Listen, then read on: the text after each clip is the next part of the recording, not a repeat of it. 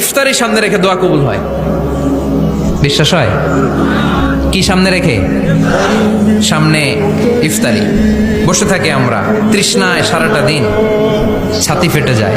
আল্লাহ দেখে, দেখতে দেখতে আল্লাহর একটা সফট কর্নার তৈরি হয়। এটাই সুযোগ কাজে লাগানোর, ঠিক কিনা? মুমিন ঝোপ বোঝে কোপ মারে, সময় মতো কাজ করে, ঠিক কিনা? আল্লাহ তখন ফেরেশতাদেরকে জিজ্ঞেস করে, এই ঘটনা কি? খায় না যে? খায় না কেন? আল্লাহ রোজা রাখছে। এগুলো কি? রো আফজা, পেঁয়াজ, আলুর চপ, বেগুনি, মুরগির রান খায় না। খায় না কেন? ওরা যে ক্ষুধার্ত, আল্লাহ আপনার ভয়ে। তাই কি চায়? আল্লাহ আপনার কাছে ক্ষমা চায়, ক্ষমা চায়। আল্লাহ রহমতের দরিয়ায় জোশ খেলে যায়। আল্লাহ তখন বলে, আমারে দেখছে নাকি ওরা? ফেরেশতারা বলে, না দেখে নাই। আমার জান্নাত জাহান্নাম দেখেছে? না দেখে নাই। আমারে না দেখে, জান্নাত জাহান্নাম না দেখে আমার এত ভয় করে?